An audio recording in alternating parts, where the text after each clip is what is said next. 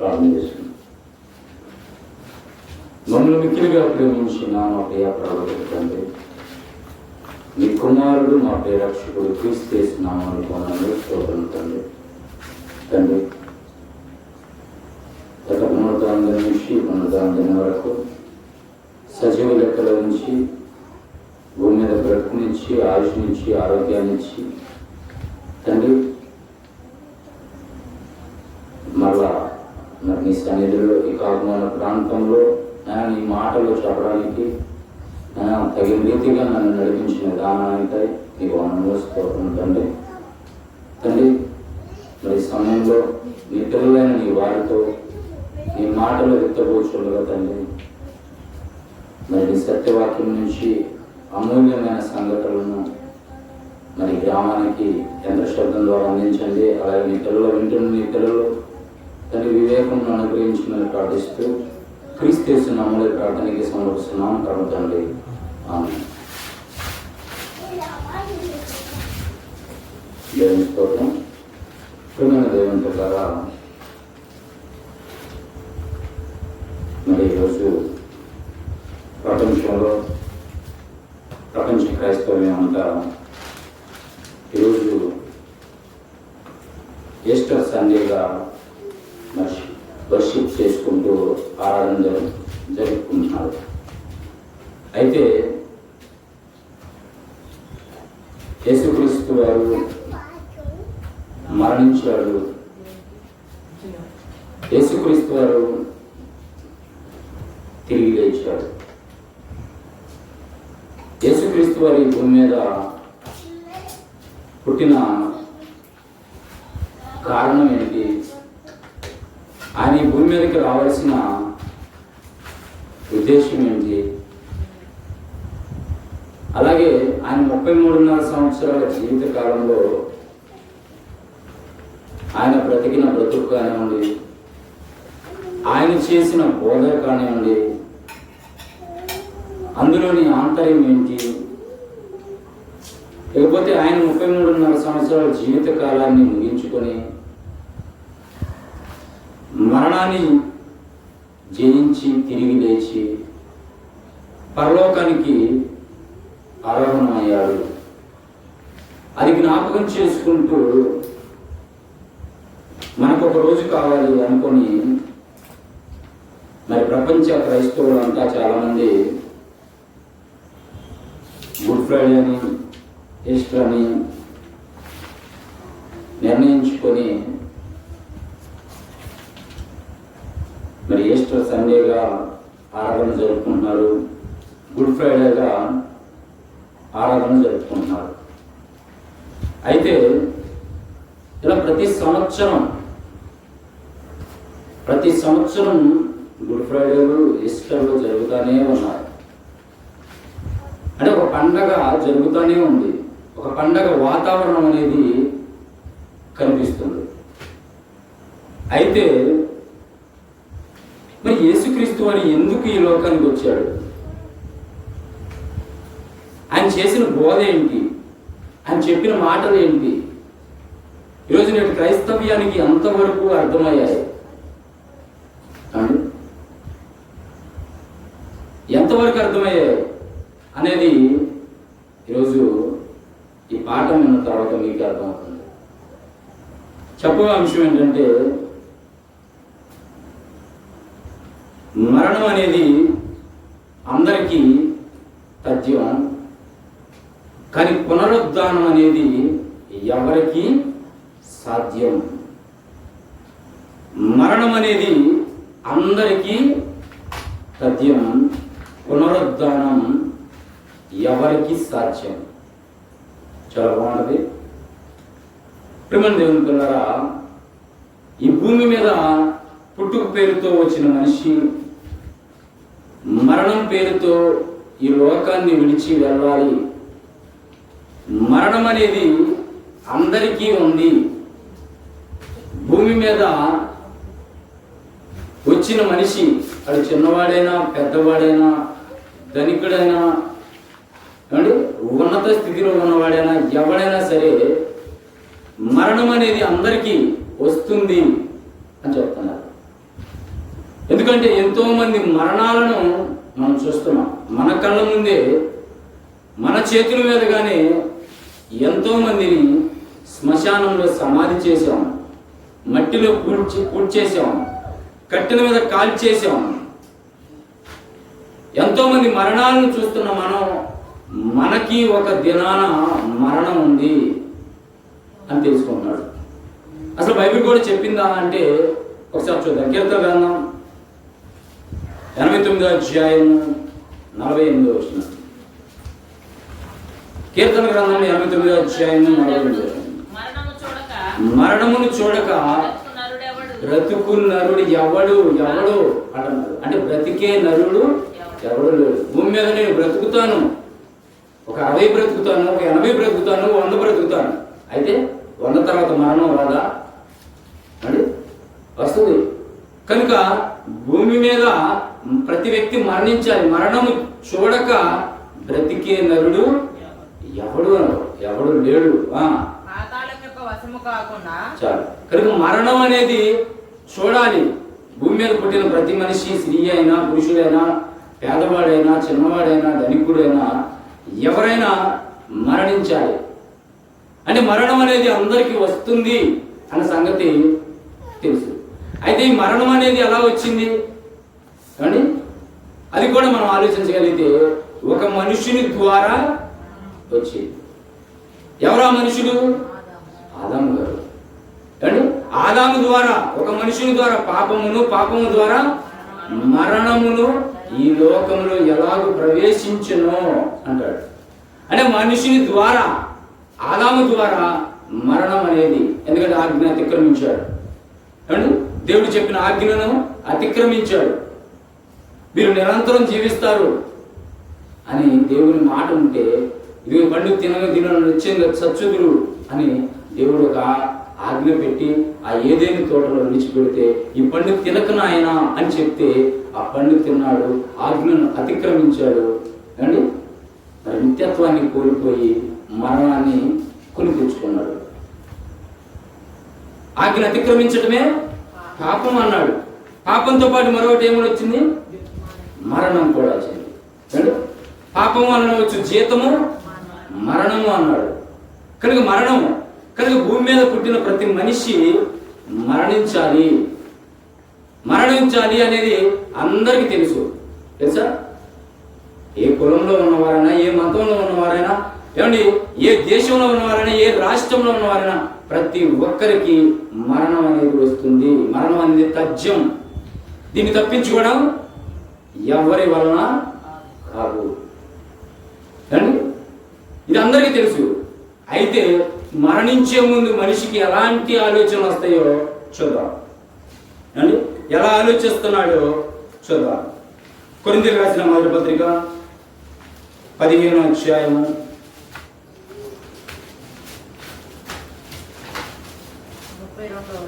32.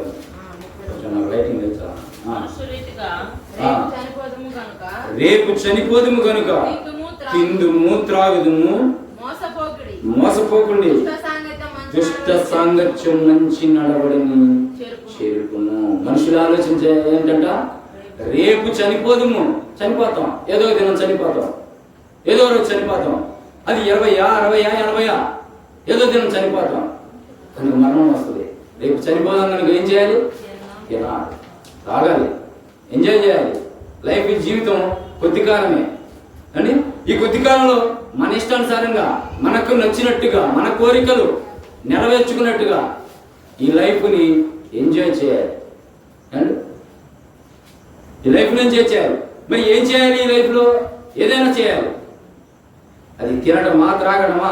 ఒక అతను అంటున్నాడు, కానీ మాట్లాడుతూ ఏమంటున్నాడంటే, అరే నాకు ఈ పైగా విమానం పోతుంటే విమానాన్ని చూసి ఏమంటున్నాడంటే, విమానం ఎక్కాలని కోరికగా ఉంది అంటున్నాడు అండి. ఎక్కువ ఏమన్నా డబ్బుంటే ఎక్కవచ్చు అన్నా అండి. ఎక్కకుండా ఎలా? ఆ లైఫ్ అనేది ఈ వయసులో ఎంజాయ్ చేయాలి. ముసలోడు అయిన తర్వాత మంచాలు పడ్డాక ఎక్కగలమా? లేదు. కనుక విమానం ఎక్కాలన్నా, పెళ్లి చేసుకోవాలన్నా, కోరికలు తీర్చుకోవాలన్నా, మన ఇష్టానుసారం తినాలన్నా, త్రాగాలన్నా, బ్రతకాలన్నా, ఇష్టానుసారంగా నువ్వు ఏది చేసి జీవించాలంటే ఈ ఒంట్లో సత్తు ఉన్నంతసేపే, ఆరోగ్యం ఉన్నంతసేపే అని చెప్పేసి ఈరోజు మనిషి రేపు చనిపోదుము కనుక అంటే తిందుము త్రాగుము అంటే రేపు చచ్చిపోతావు, రైట్? అంటే నువ్వు చనిపోతావు, నీకు చావు ఉంది, నీకు మరణం ఉంది, అది తథ్యమని నీకు తెలుసు, అది ఎరిగావు. కానీ మరణం అనేది వస్తుంది. ఈ మరణం అనేది ఎలా వస్తుంది, ఎందుకు వచ్చింది, ఈ మరణించిన తర్వాత ఏంటి, అసలు ఈ జీవితమే ముగింపా అండి, ఈ జీవితమే ముగింపా అనేది మనిషి ఆలోచించట్లేదండి. మనిషి ఏమని చేస్తున్నాడు, ఈ జీవితమే ముగింపు అనుకుంటున్నాడు. ఈ జీవితం ముగింపు, మనిషికి మరణమే ముగింపు, ఈ జీవితం తర్వాత మరొకటి లేదు, అది ఉందో లేదో ఎవడు చూశాడు, ఎవరు చెప్పారు? ఒకవేళ చెప్పినా ఏ ఆలోచనలో మనిషి లేడండి, మనిషి లేడు. కనుక ప్రియమైన దేవుని పిల్లారా, మనం ఆలోచించగలిగితే అంటే భూమి మీద మరణించాలి అనేది ప్రతి ఒక్కరికి తెలుసు. అయితే మరణం తరువాత ఏం జరుగుతుంది ఒకసారి ఆ మాట చూద్దాం. ప్రసంగి గ్రంథం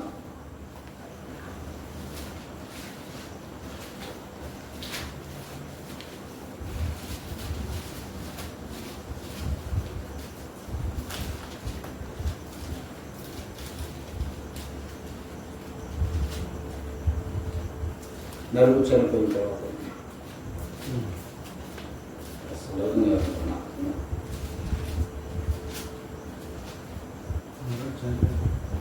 ప్రసంగి గ్రంథం 10వ అధ్యాయం 14వ వచనం. ప్రసంగి గ్రంథం 10వ అధ్యాయం 14వ వచనం. కలుగబోవునది ఏదో మనుషులు ఎరుగక ఉండినను బుద్ధిహీనులు విస్తారముగా మాట్లాడుతున్నారు. విస్తారమైన మాటలు ఏంటి? తినటం, త్రాగటం, ఎంజాయ్ చేయటం, ఏమండి విస్తారంగా మాట్లాడతారు. మరో లోకం ఉందా, మరో జీవితం ఉందా, మరో జన్మ ఉందా అండి, ఇలా ఇష్టానుసారంగా. నరుడు చనిపోయిన తర్వాత ఏమి జరుగునో ఎవరు తెలియచేతురు, ఎవరు తెలియచేతురు. నరుడు చనిపోయిన తర్వాత బుద్ధిహీనులు విస్తారంగా మాట్లాడతారంట. నరుడు చనిపోయిన తర్వాత ఏం జరుగుతుందో ఎవరు తెలియజేస్తున్నారు, ఎవరు చెప్తారు?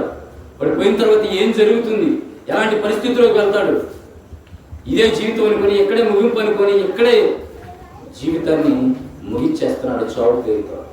కానీ చావుతో ముగింపు కాదని అక్కడి నుంచే బైబిల్ దేవుని మాట స్టార్ట్ అయింది. దేవుని మాట స్టార్ట్ అయింది. ఈ లోకం ఇంతవరకే నేర్పింది, ఈ లోకంలో బడులు ఇంతవరకే నేర్పాయి. ఎందుకురా, ఎందుకు అంటే ఎండలు కాసేది ఎందుకంటే పంటలు పండేటందుకు అంటున్నాడు. పంటలు పండేది ఎందుకనంటే అంటే కడుపులు నిండేటందుకు. ఎండలు ఎందుకంటే వానలు పడేటందుకు అన్నాడు. వాన ఎందుకంటే పంటలు పండేటందుకు అంటున్నాడు. పంటలు ఎందుకు పండాలంటే నా కడుపు నిండేది. నువ్వు కడుపు నిండేది ఎందుకురా అంటే బ్రతకడానికి. అంతవరకే ఫుల్ స్టాప్. నువ్వు బ్రతికేది ఎందుకు, నీ బ్రతికేందుకు, నువ్వెవరి కోసం బ్రతుకుతున్నావు? ఈ భూమి మీద బ్రతికేందుకు ఇచ్చింది ఎవరు? ఈ భూమి మీద ఈ బ్రతుకుని ఎలా ముగించాలి అని ఎలాంటి క్వశ్చన్లు ఉన్నాయా?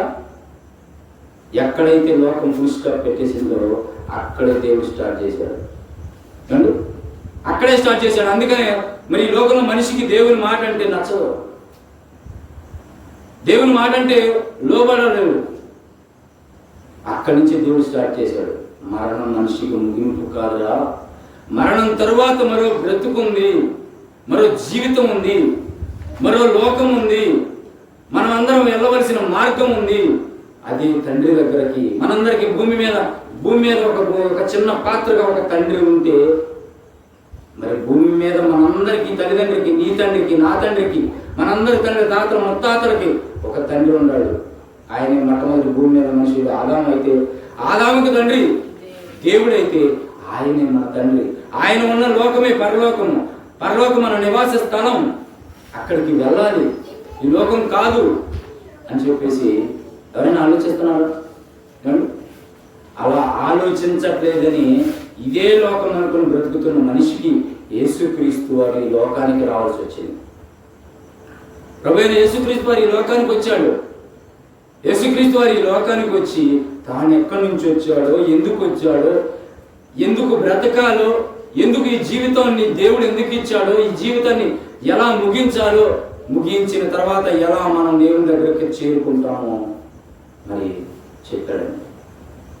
కానీ అవన్నీ ఎక్కువ మనిషికి, అవన్నీ చదువుకుంటారు, అవన్నీ వింటుంటారు, కానీ అవన్నీ నేటి క్రైస్తవ సమాజానికి కూడా ఎక్కువ. ఏమెక్కుతుంది అండి? యేసుక్రీస్తు వచ్చాడు, నేడు పుట్టిన, హల్లెలూయా పండగ క్రిస్మస్, నేడు లేచిన, హల్లెలూయా ఈస్టర్. అంటే నేడు పుట్టిన, నేడు లేచిన అండి. నాడు ఎప్పుడో 2000 సంవత్సరాల క్రితం యేసుక్రీస్తు వారు పుడితే 33.5 సంవత్సరాల బ్రతికి తన జీవిత కాలాన్ని దేవుని ఇష్టానుసారంగా చేయుటకు నీవు నాకు ఇచ్చిన పనిని నెరవేర్చానని, సంపూర్ణంగా నెరవేర్చాలని చెప్పి, నేను ఇందుకోసమే ఈ లోకానికి వచ్చానని చెప్పి తన బ్రతుకును ముగించి 2000 సంవత్సరాల క్రితాన్ని మరి మనకి జ్ఞాపకంగా పాఠంగా రాస్తే అది మన బ్రతుకులకు పాఠం కావాలి. కానీ అండి పండగ కాకూడదు. పండగ అయిపోయింది. పండగ నిజంగా పండగ అంటే సంతోషం, కొత్త బట్టలు, పిండి వంటలు, ఆనందం, గంతులు, ఇవన్నీ. కనుక యేసుక్రీస్తు పుట్టినప్పుడు పండగే, యేసుక్రీస్తు చనిపోతే పండగే, తిరిగి లేచిన పండగే. పండగే. ఏ పండగ అండి? నీ జీవితం ఆయనకి సమర్పిస్తే పండగ, లేకపోతే శుద్ధ దండగే అండి. ఆయన చెప్పిన మాటలకు నువ్వు లోబడితే పండగే. ఒక పాపి మార్పు పొందుట పరలోకంలో పండగే. ఆ పండగ వద్దు మాకు, ఎక్కడ దండగైనా సరే పర్వాలేదు అండి. పిండి వంటలు, మంచి మంచి కొత్త బట్టలు, డీజేలు, డ్యాన్సులు అండి, ఇవి కావాలి. కనుక ఇలా మనిషి ఆలోచిస్తున్నాడు. కానీ యేసుక్రీస్తు మాటలను ఈరోజు ఆలోచించండి. ఒకసారి చూద్దాం ఆయన ఏం చెప్పాడో. ఒకసారి మనం బైబిల్ నుంచి చూస్తూ ఆయన మాటలు ఈరోజు నేటి క్రైస్తవం ఎంతవరకు ఫాలో అవుతుంది అండి. మరణం అనే తథ్యం అనేది అందరికీ తెలిసినప్పుడు ఆ పునరుద్ధానం గురించి మరి ఎంతమంది తెలుసుకున్నారు? పునరుద్ధానం ఆదివారం అంటున్నారు, లేదా సంవత్సరానికి ఒకసారి పునరుద్ధానం, యేసుక్రీస్తు పునరుద్ధానంగా, ఈస్టర్ సండేగా ఈరోజు పండగగా చేసుకుంటున్నారు అండి. పునరుద్ధానం, తిరిగి లేచాడు, పునరుద్ధానుడయ్యాడు, మరణాన్ని జయించాడు, మరణాన్ని గెలిచాడు అండి. మరణాన్ని గెలిచిన మృత్యుంజయుడు అని చెప్పేసి గొప్పగా చెప్తున్నాం. కానీ ఆ పునరుద్ధానం, ఆయన లేచింది ఎందుకు అండి? ఆయన ఎందుకు లేచాడు? ఆయన 3వ దినం తిరిగి లేచాడు అని చెప్పుకున్నాం. కానీ ఆయన ఎందుకు లేచాడు చూద్దాం. మత్తయి సువార్త 28వ అధ్యాయం.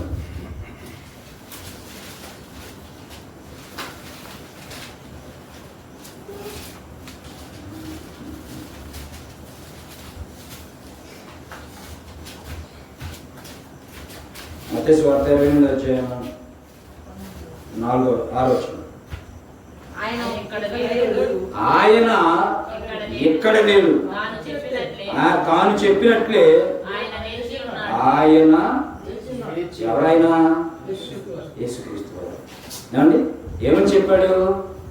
నేను 3వ దినాన తిరిగి లేస్తాను, ప్రధాన యాజకుల చేత కొట్టబడతాను, సిలువ కట్టుకునబడతాను, నన్ను సిలువ వేస్తారు, నేను చంపబడతాను, చంపడిన తర్వాత మరలా 3వ దినాన తిరిగి లేస్తాను అండి. మరలా 3వ దినాన తిరిగి లేస్తాను అని తన శిష్యులు చెప్పినట్టే ఆయన ఇక్కడ లేడు, ఆయన లేచి అన్నాడు అండి. ఎప్పుడు లేచాడండి? ఎప్పుడు లేచాడు? ఈరోజు లేచాడా అండి? ఆయన ఎక్కడ లేడు. పొద్దున్నే ఉదయాన్నే చాలామంది సేవకులు ఈ మాట చదివి ఆయన ఎక్కడ లేడు, లేచి ఉన్నాడు అండి. ఎప్పుడు లేచాడు? నేను లేచాడా, నాడు లేచాడా? సుమారు 2000 సంవత్సరాల క్రితం లేచాడా, ఎప్పుడు లేచాడా? 2000 సంవత్సరాల క్రితమే ఆయన లేచాడు. ఇప్పుడు నువ్వు సమాధి వైపు చూడకు, సమాధులు వెతక్కు, వాటి పేరట ఏమండి సమాధుల్లోకి వెళ్ళి నీ వారికి నువ్వేదో చేయకు. ఆయన ఇక్కడ లేడు, లేచి ఉన్నాడు. అంటే లేచాడంటే పునరుద్ధానుడయ్యాడు, మరణాన్ని జయించాడు, మరణాన్ని గెలిచాడు,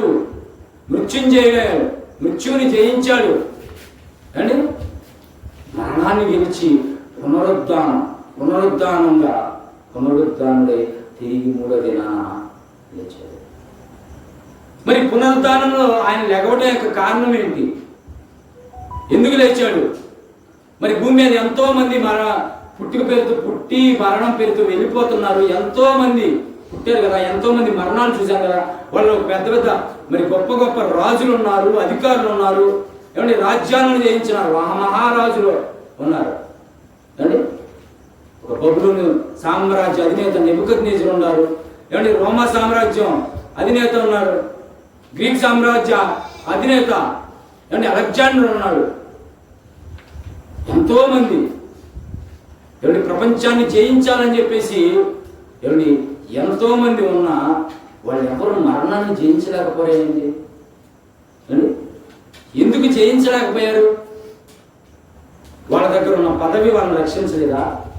వాళ్ళ దగ్గర ఉన్న అధికారం వాళ్ళని రక్షించలేదా? వారి దగ్గర ఉన్న వారి డబ్బు వారిని రక్షించలేదా? రక్షించలేదు. మరణాన్ని జయించలేకపోయారు. మట్టిలో కప్పబడ్డారు, మట్టిలో పెట్టబడ్డారు అండి. మరణాన్ని జయించలేకపోయారు. అందుకు మీకు ఒక వ్యక్తిని నేను చూస్తాను. ఆయన ఎవరంటే ఈ మరణాన్ని జయించాలి. సుమారుగా మనిషి సగటు జీవితం ఒక 50 బ్రతుకుతున్నాడు మనిషి. మహా అయితే ఒక 80 లేదా 100 సంవత్సరాలు. కానీ ఒక అతను 150 సంవత్సరాలు బ్రతకాలనుకున్నాడంట. ఎన్ని సంవత్సరాలు? 150 సంవత్సరాలు. ఎవరు ఆయన అంటే మైకేల్ జాక్సన్. ఏమండి ఈ మైకేల్ జాక్సన్ సుమారుగా ఆయన జీవితకాలంలోకి వచ్చిన ఆలోచన ఏంటంటే 150 సంవత్సరాలు బ్రతకాలి. బ్రతుకుతాడా? సాధ్యమేనా అండి? మరణాన్ని అంతవరకు ఆపడం సాధ్యమేనా? అసలు నా జీవితం ఏంది, ఎప్పుడు ముగుస్తుందో, ఒకవేళ పునరుద్ధానం ఉంది, పునరుద్ధానం ఎలా సాధ్యమవుతుందని దాని గురించి ఆలోచించి ఈ పునరుద్ధానం మరణాన్ని గెలిచిన వారు ఎవరైనా ఉన్నారా అని ఇటు చూడాల్సింది మరణాన్ని జయించాలనుకున్నాడు. మరణాన్ని ఒక 150 సంవత్సరాలు నేను సాధ్యం చేసుకోవాలని చెప్పేసి అనుకున్నాడు. కానీ 150 సంవత్సరాలు బ్రతకాలనుకున్నాడు. మరి సుమారుగా ఆయన మరి బ్రతకాలంటే మరి ఆయన ఆరోగ్యం కాపాడుకోవాలి అండి. ఎప్పటికప్పుడు డాక్టర్లు ఆయన పర్యవేక్షణలో ఉండేవారు. మైకేల్ జాక్సన్ సుమారుగా 12 మంది డాక్టర్ స్పెషలిస్టులు, టాప్ స్పెషలిస్టులు, చిన్నోళ్ళు కాదు, టాప్ స్పెషలిస్టులు 12 మంది డాక్టర్స్ వివిధ రంగాలు.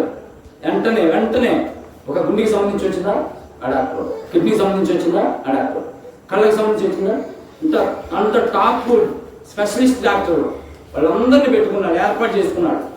వెంటనే నేను 150 సంవత్సరాలు బ్రతకాలి, ఓకే మేము బ్రతికిస్తామండి 150 సంవత్సరాలు అని వాళ్ళు వివిధ రంగాల్లో ఉన్న డాక్టర్లందరినీ మరి వాళ్ళని ఏర్పాటు చేసుకుంది. ఇక వాళ్ళు జుట్టు నుండి అరికాలు మొదలుకున్న గోరు వరకు ఇక ఆయన ఎక్కడ ఏమవుతుంది అని ప్రతిరోజు టెస్టులు, ప్రతిరోజు పరీక్షించేవాడు. కొంచెం మార్పు వచ్చినా సరే అతను గమనిస్తుండేవాడు. వెంటనే మరి వైద్యం అందించేవాడు. ఇక ఆయన స్నానం చేయాలంటే ఎవరు? Michael Jackson. స్నానం చేయాలంటే మరి ఆ నీళ్లు ఎంత వెచ్చగా ఉండాలి, ఎంత చల్లగా ఉండాలి, మరి ఎంత నువ్వెచ్చగా ఉండాలి టెస్ట్ చేసేవాడు.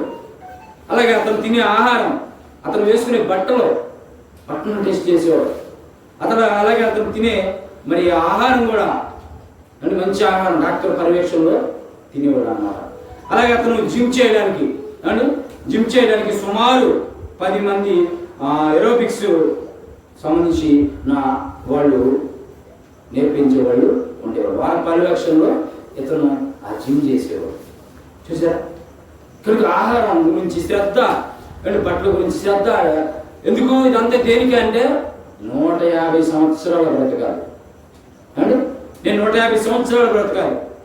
ఇక చివరిగా అతను పండుకునే ఆ బెడ్ ఏమండి, అతను పండుకునే బెడ్ ఎలాంటిదంటే మరి హైపర్ ఆక్సిజన్ ఛాంబర్, ఒక గదిని ఏర్పాటు చేసుకున్నాడు. ఆ గదిలో మరి ఒక హైపర్ ఆక్సిజన్ ఛాంబర్ అనే గదిలో ఒక మంచాన్ని ఏర్పాటు చేసుకొని ఎప్పటికెప్పుడు ఆక్సిజన్ పరిశీలిస్తూ అండి. ఎందుకంటే మనిషి ఆక్సిజన్ తగ్గితే రోగాలు వచ్చేస్తాయి. ఆ మధ్య కరోనా కాలంలో ఆక్సిజన్ అందక మనకు తెలుసు అండి, సిలిండర్లు పెట్టి కొనుక్కున్నారు. ఎంతోమంది ఆక్సిజన్ అందక చనిపోయిన వారు ఉన్నారు.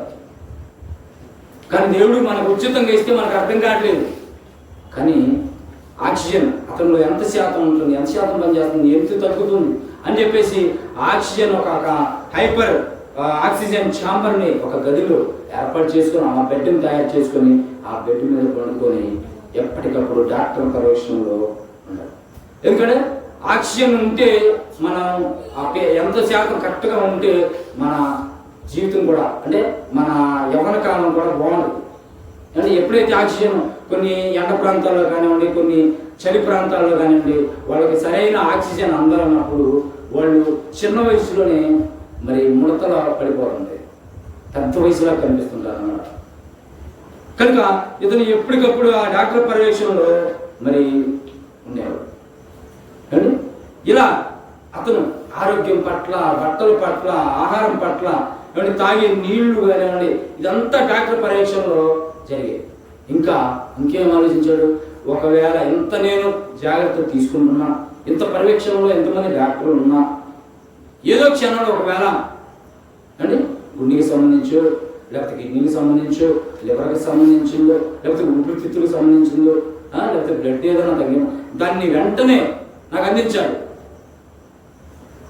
అందించాలని చెప్పేసి అమెరికాలో కొంతమందిని వాళ్ళని మరి లివర్ పాడైనా, గుండె పాడైనా, కిడ్నీలు పాడైనా వెంటనే వాళ్ళని ఏర్పాటు చేసుకున్నాడు అన్నమాట. ఇదిగో మీ కుటుంబానికి నాకు గుండెనివ్వాలి, మీరు లివర్ని ఇవ్వాలి, ఇదిగో మీకు మీ కుటుంబాన్ని పోషిస్తాం, మళ్ళీ వాళ్ళకి ఆరోగ్య టెస్టులు చేయటం, వాళ్ళు ఎప్పటికప్పుడు ఆరోగ్య టెస్టులు చేయడం, ఈయనకి ఏ ప్రాబ్లం వచ్చినా ఇదిగో మీరు అవయవదానం చేయాలి, నాకు వెంటనే గుండెని అందించాలి, కిడ్నీని అందించాలి అని చెప్పేసి అనుకున్నాడు. చూసారా, అంత పర్యవేక్షణ తీసుకున్న 150 సంవత్సరాలు బ్రతకాలనుకున్న ఆయన మరి 52 సంవత్సరాలకే తన జీవితకాలాన్ని ముగించుకున్నాడు. చూసారా, తన జీవితకాలాన్ని ముగించేశాడు. అంటే మరణాన్ని గెలవలేకపోయాడు, మరణాన్ని జయించాలి అనుకున్నాడు. కొన్ని సంవత్సరాలైనా 150 సంవత్సరాల మనుషులు అందరికంటే 150 సంవత్సరాలైన బ్రతకాలని ఆలోచన కలిగి ఉన్నాడు. అంత డాక్టర్ పర్యవేక్షణలో జరిగిన ఒక దినాన మరి చనిపోయాడు, హార్ట్ అటాక్ వచ్చి చనిపోయాడు. అతను ఎక్కువ నిద్ర మాత్రలు మింగటం వలన, నిద్ర పట్టకపోవడం వలన ఆ సిపిఆర్ బిల్లులు వేసుకొని వాటిని వల్ల శరీరం బాడీ డ్యామేజ్ అయిపోయి చనిపోయాడు. చూసారా, అంటే ఏదో మరణాన్ని జయించాలి అని ఈరోజు మనుషులు ఆలోచిస్తున్నారు. అంటే మరణాన్ని గెలవాలి, కొన్ని సంవత్సరాలు నేను బ్రతకాలి. ఎందుకంటే ఆయన చిన్నవాడు కదండి, ఆయన డ్యాన్స్ అమెరికాలో ఆయన పాటలు కానీ ఆయన డ్యాన్స్ వేస్తే కొన్ని మిలియన్స్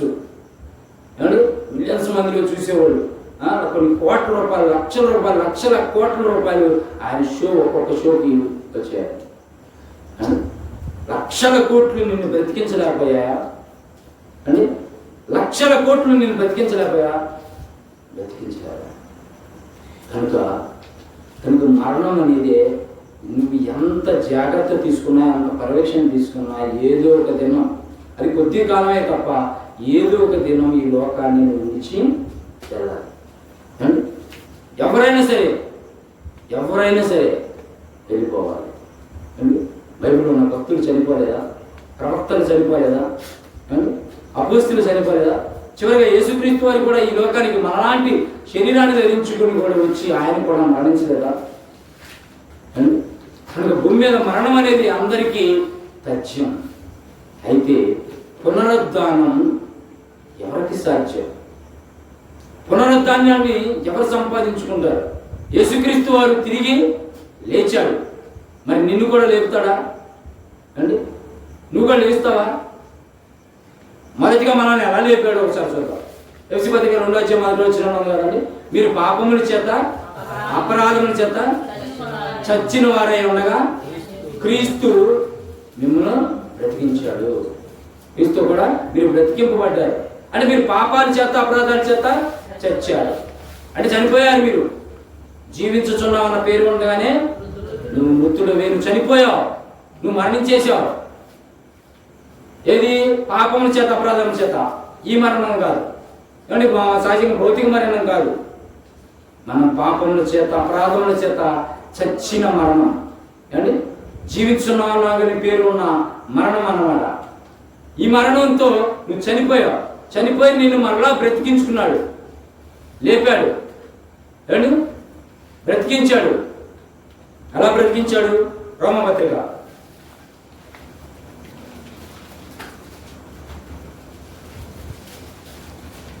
8వ క్రీస్తులోని బాప్తిస్మం.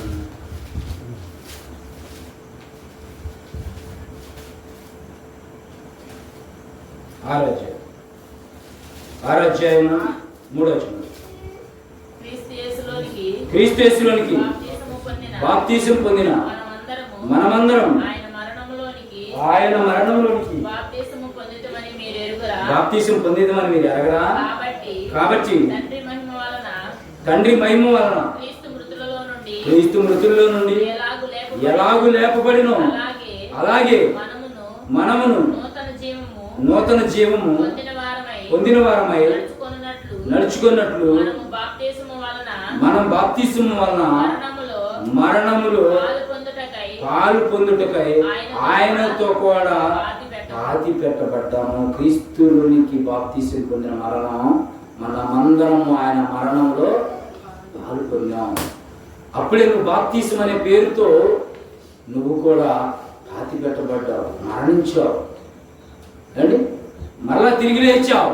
అంటే పాపాల చేత అపరాధాల చేత చచ్చిన నిన్ను బ్రతికించుకున్నాడు, నిన్ను లేపాడు, అండి లేపాడు. యేసు నేడు లేచును అంటున్నా, అండి ఇది ఈస్టర్ అనుకున్నాం. నిజమైన ఈస్టర్ ఎప్పుడు తెలుసా? మనం బాప్తిసం తీసుకున్నప్పుడే, అండి బాప్తిసం తీసుకున్నప్పుడే మన పునరుద్ధానం, భూమి మీద ఒక చిన్న పునరుద్ధానం అనేది జరిగింది. అండి పాపం చేత అపరాధం చేత చచ్చిపోయింది, నిన్ను మరలా తిరిగి లేపాడు, బ్రతికించుకున్నాడు. అప్పుడే గుడ్ ఫ్రైడే. ఏమండి సిలువ మరణం ద్వారా మన పాపాలు ఒప్పుకోవడమే గుడ్ ఫ్రైడే. నువ్వు ఎప్పుడైతే ముంచబడ్డావు అప్పుడే గుడ్ ఫ్రైడే, అప్పుడే ఈస్టర్, తిరిగి లేచినప్పుడే ఈస్టర్. కనుక మరి ఇలాంటి నిన్ను పునరుద్ధానాన్ని ఇవ్వాలి అని ఆయన వస్తే, ఈ లోకానికి వస్తే, ఎందుకంటే ఈ లోకాన్ని ఆయన చూపించి భూమి మీద ఆయన బ్రతికి తన జీవిత కాలంలో ఎంతో మందిని స్వస్థపరిచాడు, ఎంతో మంది చనిపోయిన వాడిని లేపాడు. చనిపోయినా నేను లేపగలనని భూమి మీద రుజువులు చూపించాడు, స్వస్థతలు చేశాడు, సాక్ష్యాలు చూపించాడు. నీకు ఇదిగో నువ్వు చనిపోయిన వాడిని, ఒక లాజరు లే, యాయిరు కుమారుడు లే అని చెప్పేసి కానీ చనిపోయిన వాడిని లేపాడు. యేసుక్రీస్తు లేపలేదా? లేపాడు. ఇక్కడ భూమి మీద నిన్ను లేపినప్పుడు నువ్వు తాత్కాలికంగా భౌతికంగా మరణించిన తర్వాత, మట్టిలో కప్పబడిన తర్వాత నిన్ను లేపడా? నీకు మరో జీవితం లేదా? పునరుద్ధానం లేదా? ఉంది. ఒకసారి చూద్దాం. యోహాను సువార్త 5వ అధ్యాయం 25వ వచనం. యోహాను సువార్త 5వ అధ్యాయం 22వ వచనం. శబ్దము విని గడియ వచ్చుతున్నది, ఇప్పుడే వచ్చి ఉన్నది, దానిని వినువారు జీవింతురని మీతో నిశ్చయముగా చెప్పుచున్నాను. తండ్రి ఎలాగూ తనంతట తానే జీవము గలవాడై ఉన్నాడు, అలాగే కుమారుడును తానంతట తానే జీవము గలవాడై ఉండుటకు కుమారునికి అధికారం అనుగ్రహించెను. మరియు ఆయన మనుష్య కుమారుడు గనుక తీర్పు తీర్చుటకు తండ్రి అధికారం అనుగ్రహించెను. దీనికి ఆశ్చర్యపడకుడి, ఒక కాలము వస్తున్నది, ఆ కాలమున సమాధుల్లో ఉన్న వారందరూ ఆయన శబ్దం, యేసుక్రీస్తు వారి శబ్దం విని మేలు చేసిన వారు జీవ పునరుద్ధానమును, కీడు చేసిన వారు తీర్పు పునరుద్ధానమును బయటికి వస్తారు. సమాధులు తెరవబడతాయి. ఆశ్చర్యపడకండి, ఒకానొక దినం వస్తుంది అండి, సమాధులు తెరవబడతాయి. సమాధులు తెరవబడతాయి. సమాధుల్లో ఉన్నవారు లేస్తారు, మృతులైన వారు బ్రతుకుతారు అండి.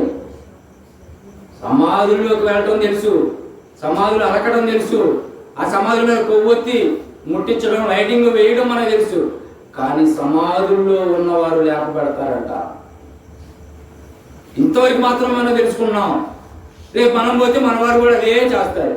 కానీ సమాధుల్లో ఉన్నవారు లేచే పని కార్యక్రమం జరుగుతుందంట.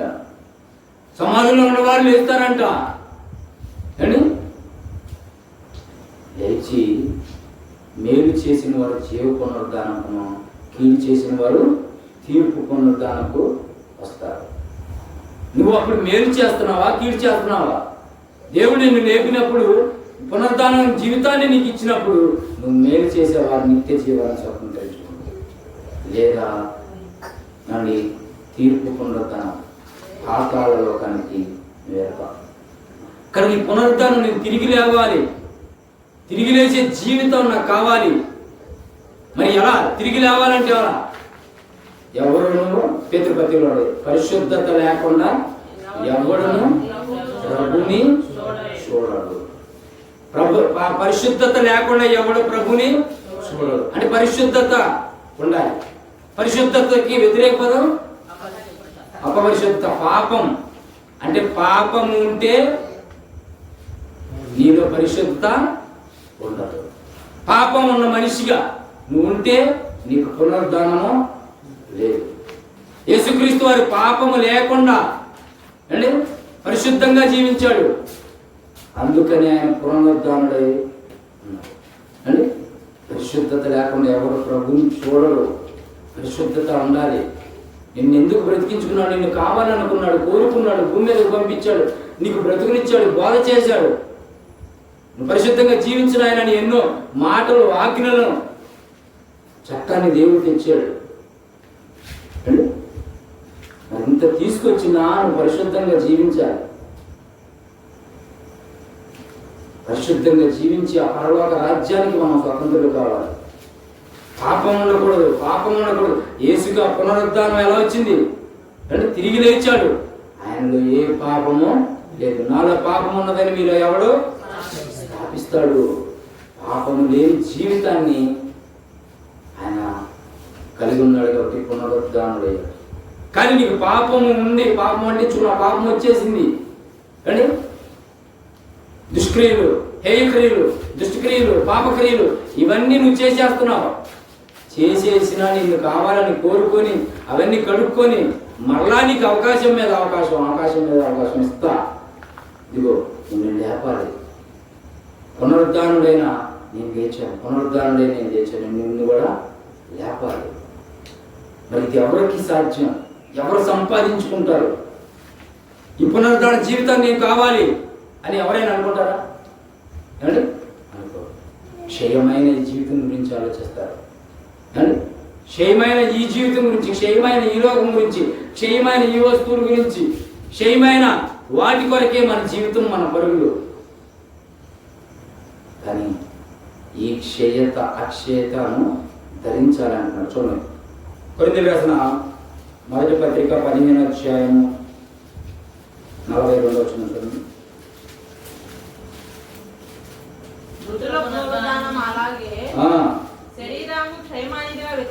శరీరము క్షయమైనదిగా విత్తబడి అక్షయమైనదిగా లేపబడును. క్షయమైనది అంటే రోగాలతో ఏమండి బలహీనమైంది ఈ శరీరం. ఏమండి మన శరీరం ఏదో అనుకుంటున్నాం మనం.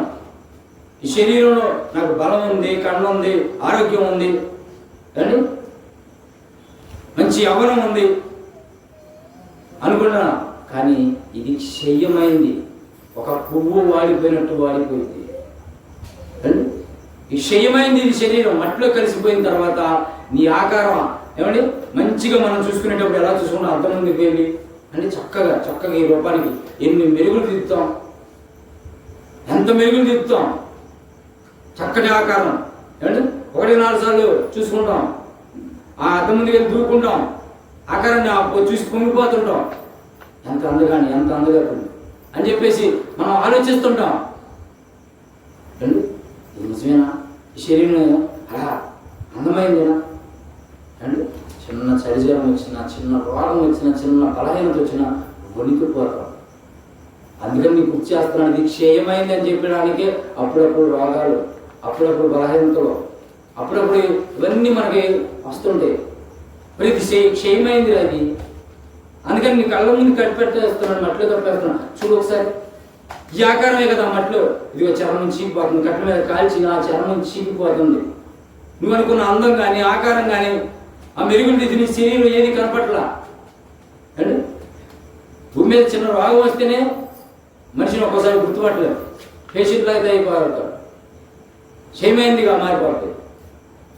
అలాంటి మట్టిలోకి వెళ్ళిన తర్వాత ఏమండి ఆ చర్మం ఊడిపోయి పురుగులు పట్టి ఏమంటే ఆ మట్టి తినేస్తూ ఏమండి ఆ ఎముకలు మిగిలి అస్థిపంజం మిగిలి అది కొన్నాళ్ళకి కూడా అస్థిపంజం మాయమైపోయి క్షయమైందిగా ఉన్నది. మరి ఇలాంటి క్షయమైన దానికి మళ్ళా అక్షయమైనగా దేవుడు చెబుతానన్నాడు. ఎవరండి అని ఎవరు చెప్పగలరండి? ఏ సైంటిస్ట్ చెప్పగలరు? ఎంతోమంది మేధావులు ఉన్నారు, వాళ్ళందరి వలన మానవ ఆయుష్కాలాన్ని పెంచుతామని చెప్పేసి అన్నోళ్ళు ఏమయ్యారు? మనిషి యొక్క జీవకణాలను ఏదో పట్టేస్తాం, దేవునికి అన్నారు దొరికేసింది అని పెద్ద పెద్ద మేధావులు, కోతలు కూసిన మేధావులు సైతం ఏమైపోయారు? మట్టితో కప్పబడ్డారు. వారి నోరు మట్టితో కప్పబడిపోయింది. ఏమి లేవు, ఏమి సాధించలేదు, ఏం తీసుకెళ్ళలేదు. ఇది మానవ జీవితం. అలాంటిది నిన్ను క్షయమైన దాన్ని అక్షయమైనదిగా మారుస్తానన్నాడు. ఎంత గొప్ప భాగ్యం. చదవమ్మా. క్షయమైనదిగా విత్తబడి అక్షయమైనదిగా లేపబడును, ఘనహీనమైనదిగా విత్తబడి మహిమ గల శరీరాన్ని మహిమ గలదిగా ఇస్తానన్నాడు. మహిమ గలదానిగా మారు రూపముగా నిన్ను లేపుతానంటున్నాడు. ఈ శరీరమే నువ్వు అనుకుంటున్నావు. ఈ శరీర బంధాలు కలిగి, శరీరంలో అన్నదమ్ముడు బంధం, తల్లిదండ్రుల బంధాలు, ఇన్ని కోరికలతో, ఇన్ని బంధాలతో మనం కలుపుకుంటున్నాం, అనుబంధాలు పెంచుకుంటున్నాం. కానీ ఎన్ని క్షయమైంది, కానీ అక్షయమైనదిగా మార్చబోతాను. మహిమ రూపం గల దానిగా మారుస్తాను. ప్రకృతి సంబంధంగా ఎత్తబడి ఆత్మ సంబంధమైనగా లేపబడుతుంది. ప్రకృతి సంబంధమైంది. ప్రకృతి నుంచి వచ్చింది శరీరం. ఎక్కడి నుంచి వచ్చింది? మట్టిలో నుంచి. దేవుడు ఎక్కడి నుంచి తీశాడు? నేల మట్టిలో నుంచి తీసిన ఈ దేహం మరలా మన్నైపోతుంది. ప్రసంగి గ్రంథం మన్నైనది వెనకట వెళ్ళే మన్నైపోను. కనుక ఇది మట్టి నుంచి వచ్చింది, ఇది క్షయమైంది. కానీ ఈ క్షయమైన దానికి మరొక రూపం ఇస్తానంటున్నారు. సాధ్యమేనా? సాధ్యమే. అంటే అప్పుడప్పుడు మనం చూస్తుంటాం ఏమంటే ఈ కాగితాలు ఎరుకున్నాడు, డబ్బాలు ఎరుకున్నాడు ఏమండి అవన్నీ తీసుకెళ్తుంటారు. ఎందుకు తీసుకెళ్తుంటారు? మనం పనికి రాదు అని పారేసిన ఆ డబ్బాని వాడు ఎందుకు ఎరుకుంటున్నాడు? ఎప్పుడైనా ఆలోచించారా? మనకు పనికిరాని వస్తువులన్నీ ఉల్లిపాయలు లేకపోతే ఎవరి కొనేవాళ్ళు వస్తారు కదా, అవన్నీ ఎందుకు? మళ్ళా వాటిని తీసుకెళ్తారు, మళ్ళా రీసైక్లింగ్ చేస్తారు అంటే మళ్ళా మరొక వస్తువుని తయారు చేస్తారు. మనిషికే అంత మేధాశక్తి ఉన్నప్పుడు దేవుడు చేయలేడా? అండి దేవుడు చేయలేడా? దేవుడు కూడా నీకు ఇదిగో మట్టిలో కప్పబడింది అనుకున్నావు, కట్ల మీద కాల్చబడింది అనుకున్నావు అండి, ఈ చర్మం చీకిపోయింది అనుకుంటున్నావు, కాలిపోయింది అనుకుంటున్నావు, భూమిలో మట్టిగా మారిపోయింది అనుకుంటున్నావు. కానీ దీనికి మరొక రూపాన్ని ఇస్తాను, చెప్తాను ఆయన, పునరుద్ధరణ జీవితాన్ని నీకు ఇస్తాను అని. ఇది ఎంతమంది క్రైస్తవులకు అర్థమయ్యి తమ జీవితం పునరుద్ధరణ జీవితం కావాలి, ఆ పునరుద్ధరణ యేసుని అందుకు అనేది ఎంతమందికి అర్థమైంది? అండి పండగ చేసుకోవడానిక అండి, పిండి వంటలు వండుకోవడానిక అండి, కొత్త బట్టలు ధరించడానిక? ఇది కాదు. ఇందుకే కాదు యేసు వచ్చింది, ఇది కాదు. పునరుద్ధరణలుగా నిన్ను లేపడానికి ఆయన ఇచ్చాడు. కనుక ఈ భూమి మీద మనకున్న ఈ గుడారం లాంటి శరీరం ఏమైపోతుంది అన్నాడు, శిథిలమైపోతుంది అన్నాడు. పేతురు కొరింథీ రాసిన 5:1 అంటాడు. అలాగే పేతురు పత్రికలో కూడా ఉంటుంది. అండి ఇక్కడ సమయం లేదు నేను చెప్పేస్తున్నాను. అండి ఆ మాట చదువుకొని మనం ముందుకెళ్దాం. కొరింథీ రాసిన 5:1. ఈ నివాసం శిథిలమైపోయినను చేతి పని కాక దేవుని చేత కట్టబడింది నిత్యమైన నివాసం అది. భూమి మీద ఈ గుడారం లాంటి ఈ శరీరం శిథిలమైపోతుంది, క్షయమైంది. ఇది క్షయమైన దానికి అక్షయతనిస్తాను అన్నాడు. అండి క్షయమైన దాన్ని అక్షయత ధరించవలసి ఉందన్నాడు. ప్రకృతి సంబంధమైంది ఆత్మ సంబంధంగా చెబుతాను అంటున్నాడు. భూ వస్తువుల రూపములు వేరు, ఆకాశ వస్తువుల రూపములు వేరు. అండి భూ మహిమలు వేరు, పరలోక సంబంధమైన మహిమ వేరు. మొదటి ఆదాము నుంచి నీకు మరణం వస్తే యేసుక్రీస్తు కడపటి ఆదాము నుండి నీకేమొచ్చింది? జీవం వచ్చింది, పునరుత్థానం వచ్చింది. పునరుత్థానుడిగా నిన్ను లేపుతానంటున్నాడు. ఎవరు లేపుతారు చెప్పండి? అండి డాక్టర్ గారు మనకు రోగం వచ్చిందని డాక్టర్ గారి దగ్గర వెళ్తాం అండి. అప్పుడు దండం పెట్టుకుంటాం, డాక్టర్ గారు అండి మా ఆయన గారికి మా అమ్మగారికి లేదా ఇదిగో నాకండి అండి ఎంతైనా పర్లేదండి అండి నన్ను బ్రతికించండి అంటారు. అండి బ్రతికించారు. అప్పుడు ఆయన అనే మాట ఏంటి అండి? అమ్మా నేను చేయవలసింది నా శాయశక్తిలా నేను చేస్తాను, ప్రయత్నిస్తాను. తర్వాత దేవుడి దయ అని అంటాడు. అంటే నువ్వు శాయశక్తిని ప్రయత్నించాను, బ్రతికించలేవా? అతను ప్రయత్నం చేయగలడు. సరే ఒకవేళ అతను బ్రతికిస్తాడు, బ్రతికావు, మరలా కొన్ని సంవత్సరాల తర్వాత మరణించవా? అండి మరణం అనేది రాదా? మరణం అనేది అందరికీ తథ్యం. దీనికి తిరుగులేదు, దీనికి మరొక మాట లేదు. మరణం అనేది అందరికీ తథ్యం రాసి పెట్టుకోవాలి. అండి డైరీలో మన జీవిత చరిత్ర మొత్తం రాసుకుంటాం, చివరి ముగింపు రాసుకోలేము. ఎందుకంటే మనం ముగింపు డేట్ రాసుకోలేము. అదే బతికున్నోడు రాస్తాడు. నువ్వు పుట్టిన కాడి నుంచి పుట్టిన డేట్ రాస్తావు. ఏమండి ఇదిగో నేను బడికెళ్ళిన డేట్, నేను చదువుకున్న డేట్ మొత్తం రాసేస్తావు. మీరు ఎక్కడెక్కడ ఏమేం చేసావు, ఎప్పుడు ఉద్యోగం వచ్చింది, ఎప్పుడు పెళ్లి చేసుకున్నావు, ఎప్పుడు పిల్లలు, ఏమండి ఎక్కడెక్కడ ఏందన్నీ మొత్తం నీ డైరీ రాసుకుంటావు. కానీ నీ మరణదినాన్ని రాసుకుంటావా? రాయగలరా? అది బతికున్నోడు ఎవడో రాయాలి. కనుక మరణం అనేది తథ్యం. ఆ రాసినోడికి ఏమన్నా మరణం జీవిస్తాడేమన్నా? వాడి జీవించలేడు, వాడికి మరణం సత్యం. కనుక రాసి పెట్టుకోవాలి.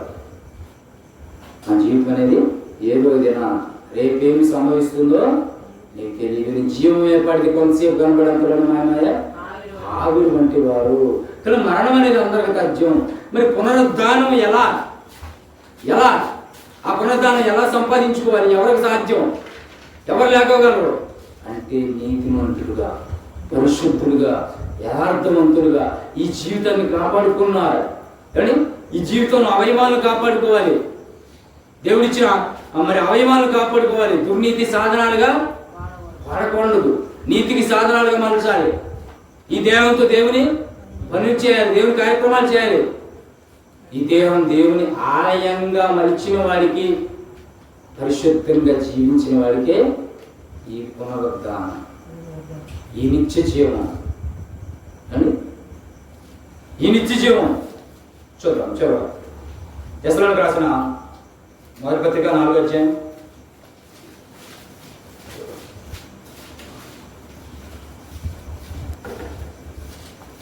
13వ వచనం. సహోదరులారా నిరీక్షణ లేని ఇతరుల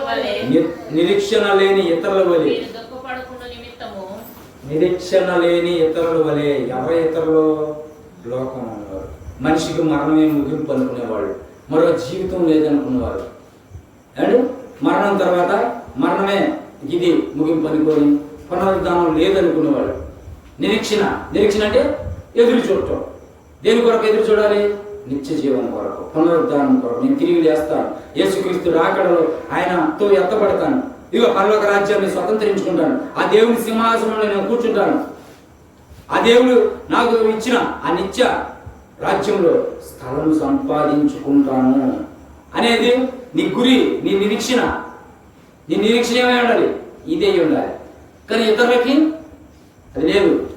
ఇంకా చెప్పుకున్నా రేపు సరిపోయి తిందుము తాగుదాం, ఇది వాళ్ళ నిరీక్షణ. ఎక్కడ మందు దొరికింది, ఎక్కడ ఇది ఆహారం దొరికింది, ఎక్కడ జీవితం, ఎక్కడ సుఖాలు దొరుకుతాయి, ఎక్కడ ఇవి, ఇది అనమాట. ఆ ఇతరుల వలె నిరీక్షణ, ఇతరుల వలె మీరు దుఃఖపడకుండా నిమిత్తము నిద్రించుచున్న వారి గురించి మాకు ఇష్టం లేదు. ఇంతకు ముందే కాలం ముగించి నిద్రించిన వారి గురించి మీకు తెలియకుండా నాకు ఇష్టం లేదు. ఆయన చెప్తున్నాను, యేసుక్రీస్తు వారు ఎలాగైతే మృతి పొంది తిరిగి లేచాడో మనం నమ్మిన ఎడల అదే ప్రకారము యేసునందు నిద్రించిన వారిని ఆయన దేవుడు కూడా ఆయనతో కూడా వెంట పెట్టుకోవచ్చు. అంటే నిన్ను కూడా లేపుతాడు. పునరుద్ధానము ఎవరో? యేసుక్రీస్తుని అంగీకరించిన వారు, యేసుక్రీస్తుని నమ్మిన వారు, యేసుక్రీస్తులో బాప్తిసం తీసుకొని నీతిగా యథార్థంగా పరిశుద్ధత కలిగి బ్రతికిన వారు, ఏమండి, వారికి పునరుద్ధానం సాధ్యమవుతుంది. మరి ఇలాంటి పునరుద్ధాన జీవితం ఎంతమంది కోరుకుంటున్నారు? సమాధులు తెరవబడే జీవితాన్ని ఎంతమంది కోరుకుంటున్నారు అండి? ఎన్ని సంవత్సరాల నుంచి ఎన్నో ప్రసంగాలు వింటున్నాం, ఎన్నో మాటలు వింటున్నాం. సమాధి నుంచి లేచే భాగ్యాన్ని కోరుకుంటున్నారా అండి? తిరిగి లేచే పునరుద్ధాన జీవితాన్ని కోరుకుంటున్నారా అండి? ఎప్పుడు పండుగ వస్తుందా అండి? ఎప్పుడు లైటింగ్ వేద్దామా? ఎప్పుడు సమాధుల్లోకి వెళ్దామా? ఇంకా యేసుక్రీస్తుని కూడా సమాధుల్లో వెతుకుతున్నారు. సజీవుడైన యేసుక్రీస్తు, ఆయన సజీవుడు. మృతుల నుంచి నేను లేచాను, ఆయన మృతుల నుంచి లేచాను. ఆయన ఇక్కడ లేడు, సమాధిని గెలిచాడు, ఆ బండను బద్దలు చేసేసాడు. ఏమండి, సమాధి రాయి దొర్లింపబడింది, ఆయన లేచాడు. ఇంకా మనకి అండి ఆ రోజు తోమాకున్నట్టు ఇంకా మన రోడ్లు. ఆయన లేచాడని నమ్మడం కాదు, నీకు పునరుద్ధాన జీవితం కూడా ఇస్తాడని నువ్వు నమ్మాలి. ఆ పునరుద్ధాన జీవితాన్ని నువ్వు సంపాదించుకోవాలి. చదువుమా. మేము ప్రభు మాటను బట్టి మీతో చెప్పునదేమనగా, ప్రభు రాకడ వరకు సజీవులమై నిలిచి ఉండు మనము నిద్రించు వారి కంటే ముందుగా ఆయన సన్నిధి చేరము. ఆర్భాటంతోను శబ్దంతోను దేవుని బోరతోను పరలోకం నుంచి ప్రభు దిగి వస్తాడు. క్రీస్తునందు మృతులు, ఎవరి నందు మృతులు అయ్యాలి? క్రీస్తునందుండి మృతులు అయిపోవాలి. నీ మరణం ఎలా జరగాలి? మరణం అందరికి తథ్యమని చెప్పుకున్నాం కదా. కానీ నీ మరణం ఎవరినందు ఉండాలి? క్రీస్తునందు, ప్రభువునందు. అలా ప్రకటన ఉంటుంది, ప్రభువునందు మృతులు మృతులు ధన్యులు అని రాయబడి ఉంది అంటాడు. అంటే ప్రభువునందు నువ్వు మరణించాలి, క్రీస్తునందు మృతి పొందాలి. నీ మరణం అంటే క్రీస్తుని నమ్ముకొని క్రీస్తులో బ్రతికి క్రీస్తుని ధరించి ఆ క్రీస్తులాగా నువ్వు జీవించినప్పుడు అది అర్థమైందండి వాళ్ళకి. అంటే అపోస్తుడికి అర్థమైంది, ఆయన శిష్యులకు అర్థమైంది. అందుకనే పౌలు గారు ఒక గొప్ప మాట అన్నాడు, నేను క్రీస్తును పోలి నడుచుకుంటున్నాను అన్నాడు. అండ్ మరొక మాట, నేను క్రీస్తుతో కూడా సిలువ వేయబడి ఉన్నాను అంటున్నాడు. అంటే క్రీస్తుతో సిలువ వేయబడింది ఇద్దరు కదా. మరి ఈయన ఎప్పుడు సిలువ వేయబడ్డాడు? ఆయన శ్రమల సిలువ. అది నీకు నాకు మనకు కూడా ఆ శ్రమల సిలువ మోపబడింది, నా మీద మోపబడింది. రాసిపడి ప్రారంభించుకున్న సమస్య నాయకుడండి మీకు విశ్రాంతి కలిగజేస్తున్నాడు. తర్వాత నెక్స్ట్ మాట ఏమన్నాడు అండి? మీ మీద నా కాడి మోపుతుంది, దాన్ని ఎత్తుకోండి, నా భారం సులువు తేలిగ్గా ఉంది. చూసారు అంటే కాడి మోపుతున్నాడు, శ్రమలనే కాడి. చూసారు కనుక ఇదంతా మోస్తూ నువ్వు క్రీస్తు నందుండి, అది కంటిన్యూ చేయమ్మా. క్రీస్తు నందుండి క్రీస్తులైన వారు మొదట్లేదులు, ఆ మీదట సజీవులైన వారు. అప్పటి వరకు నువ్వు సజీవులుగా ఉంటే, క్రీస్తుని నమ్మి ఉంటే, క్రీస్తు కొరకు బ్రతుకుంటే, క్రీస్తు రక్తంలో కడగబడి ఉంటే, ఆ క్రీస్తు శ్రమంలో నువ్వు పాలు పొంది ఉంటే, వారితో కూడా పునరుద్ధానమైన జీవితం, ప్రభుని ఎదుర్కొన్నటకు ఆకాశ మండలానికి, ప్రభుని ఎదుర్కొని ఆకాశ మండలానికి నిత్య జీవాన్ని కొనుక్కోవాలి, లేదా ఇష్టపడతావు తీర్పు పునరుద్ధానం.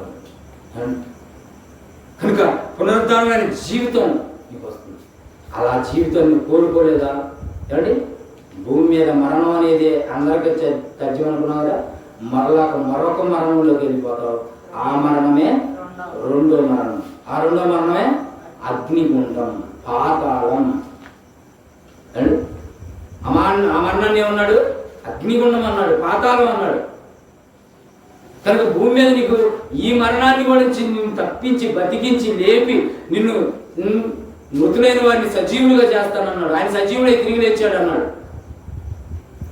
తిరిగి లేచి నిన్ను కూడా సజీవులుగా ఆ నిత్య జీవానికి క్షయతమైన ఈ శరీరాన్ని అక్షేత్రంగా ఇచ్చి నిన్ను మహిమ రూపంగా మహిమ దేహముగా మార్చి తండ్రి ఆత్మలుగా ఆ తండ్రి చెంతకు తీసుకెళ్లి తండ్రి సింహాసనంలో ఆసీనులుగా మనం చేస్తానన్నప్పుడు, ఆ పరలోక రాజ్యంలో స్థలాన్ని సిద్ధపరుస్తానన్నప్పుడు, ఇంత గొప్ప అవకాశాన్ని మనకి ఇస్తున్నప్పుడు, ఇన్ని మాటలు చెప్పినప్పుడు ఇవన్నీ మాటలు మనకు అర్థమవుతుందా? ఆ పండుగ వచ్చింది. ఆ యేసుక్రీస్తు సిలువ ఎక్కాడు. ఓకే, పండుగ. ఆ యేసుక్రీస్తు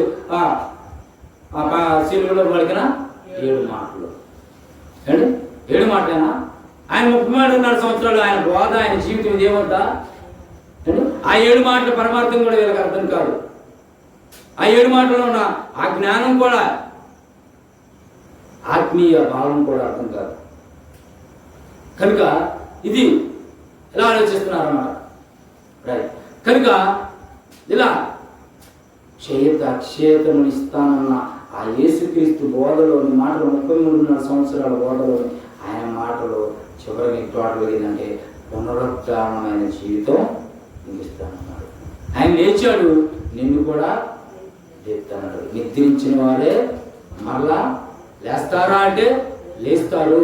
నీకు అలాంటి జీవితాన్ని ఇస్తాను అంటున్నాడు. కనుక అలాంటి జీవితాన్ని నీకు ఇస్తున్నప్పుడు అలాంటి జీవితాన్ని నువ్వు పోగొట్టుకుంటాను. నీ చేతిలో నువ్వు పోగొట్టుకుంటాను పోగొట్టుకోడు కదా అండి.